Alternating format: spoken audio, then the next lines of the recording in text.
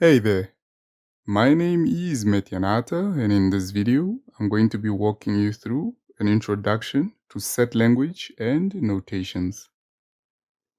Now, with that said, what is a set? According to Karen D'Amelio in her book, The Y equals to mx plus c to success, a set is the collection of objects, numbers, or symbols which are clearly identified and are listed inside curly brackets. Okay? Now, when working with sets, it is advisable to know these type of numbers, such as odd numbers, even, prime, square, cube numbers. Okay? If you are not familiar with these type of numbers, I would advise you to go back to the topic of numbers and operations and just familiarize yourself with these type of numbers, because questions within the topic of sets are normally related to these type of numbers. Okay? Now on screen right now, we have a list of numbers, which is 1, 2, 3, 4, 5. Now when it comes to sets, for this to be a set, we need to put it in curly brackets. Okay? So just by putting that list in curly brackets makes it a set. Now the different numbers inside the curly brackets, which is the 1, 2, 3, 4, 5, are what we call elements. Some books call them members. You might have heard of the word items as well. But within this video and the videos that are coming after this one, I'll be using the word elements. Okay? Now these elements are separated by what we call a comma. And when it comes to sets, we can name them using any capital letter. For example, capital letter A. Okay? So on your screen right now, we just named this set, so we can say set A. All right? Now, when it comes to sets again, we have this Greek letter called the epsilon. So how, or rather what it means is basically is an element of. Okay? How we use it, let's take a look at set A on top. Let's choose any element within set A. It can be 1, it can be 2, it can be 3, it can be 4, or 5.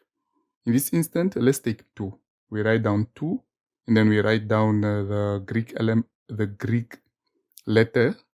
And then once we write the Greek letter, we write the name of the set. What is the name of the set? It's A. So this reads as 2 is an element of set A. Okay? Now, what if a certain element is not an element of a certain set? Say, for example, the negation or the opposite. That means we take the Greek letter and we write or we draw a line through it. So this means it's not an element of. How can we use it? Let's take a look again at set A on top there. We know, for example, that 6 or 7 or 8 or 9, 10, those are not elements of set A.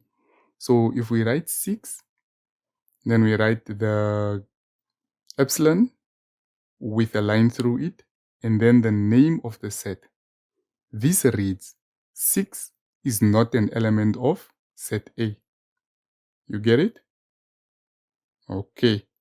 Now, when it comes to sets again, so here we have n, open bracket, close bracket. What does this mean? This simply means the total number of elements in a set. Okay? Now, you might wonder, look, in other words, it's also called the cardinal number. Okay? You might wonder how it's used. So the examiner will take the n, open bracket, put in the name of the set, and then close bracket. So this reads as, what is the total number of elements in set A? Or what is the cardinal number of set A? So the answer is, we go on top there, we have set A. How many elements are in set A? 1, 2, 3, 4, 5. So we write here 5. Now one thing to note is that the cardinal number is a number and not a set. What do I mean by this? Some people write the answer putting it in curly brackets. This is wrong. Because remember in the beginning we said once you put this or anything in curly brackets, it makes it a set. So for example, the 5 now there, the one in yellow, put in curly brackets, that is a set and it's wrong, okay? So the cardinal number is always a number. Now, one way or another way it is denoted is by putting the set name in 2 vertical lines. This is actually the same as saying n open bracket a close bracket, okay? So if you see somewhere 2 vertical lines and in between those 2 vertical lines you have the name of a set, that is basically just asking you what is the total number of elements in that specific set. Now in this case we have A, so that means it's just 5 elements, okay? Now, what I want to say is that, or what I want to bring to light is that when it comes to sets, the order does not matter.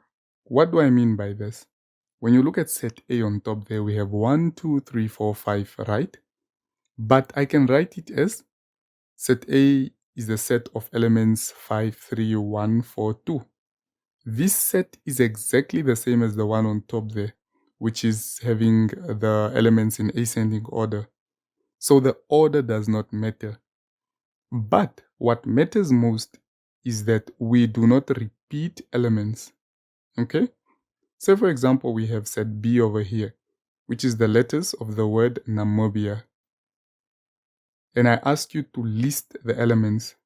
Now, when you write set B there, when you are listing, let's start with the word Namibia, right? The first letter is N, followed by A, followed by M, followed by I, followed by B. Now, after B, we have an I, but we already wrote down an I. And then after the I, we have an A. But then again, we already wrote down the A. So, we do not repeat elements. So, set B is a set of elements N, A, M, I, B. So sometimes, let's say for example, you are not given or you are not asked to list the elements, but you're just given the set B, and then you are told it's the letters of the word Namibia, and you are asked to find the cardinal number. Now, this is somewhat of a tricky question because if you don't have the knowledge that we do not repeat elements, you might end up saying the cardinal number is 7 because the letters in the word Namibia are 7. But given that we don't repeat elements, the cardinal number is actually 5. Where did I get this 5? From the NAMIB. Okay? So, with that said, let's take a look at the finite and infinite sets. So what's the difference between these two? When it comes to finite, these are sets that have an exact number of elements. For example, A, if you check there, it just has 1, 2, 3, 4, 5 elements and not more. The same with B. You get that there are elements here. Okay, the elements of set B is 2, 4, 6, 8, right? And then you have 3 dots. So the 3 dots are called an ellipsis, meaning it continues in the same manner. So from 8 it goes 10, 12, 14, and so on until 50. As a matter of fact, I want you to write in the comment section what is the cardinal number for set B? Or in other words, what is the number of elements in set B? okay? And tell me why you say that number is the cardinal number. Do that in the comment section, okay? I will be there to see what you write. Secondly, we have infinite sets. So these are sets that just go on and on and on and on. For example, set C, we have 1, 2, 3, 4, 5. And then after that, we have an ellipsis, meaning it continues in the same manner to infinity. Okay? We have set D, multiples of 5. Obviously, multiples of 5, there is no limit to that. That also goes on and on and on to infinity. And then we have set E over here, which is 1, 4, 9, 16.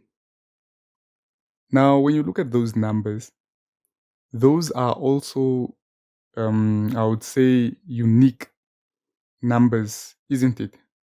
Because after the 16, we have an ellipsis, but when you focus on those four first numbers, the 1, 4, 9, 16, what are those numbers called? I want you to type in the comment section. Just tell me what those numbers are called, okay? So given that we have an ellipsis at the end, which are the 3 dots, it simply means that this type of set also just continues to infinity. Now, thank you very much for watching this video. I do enjoy making these videos. If you equally enjoy watching them, please do support the channel by liking and subscribing. Now, from this video, we are going to move on to defining a set. So stay tuned for that video. Cheers.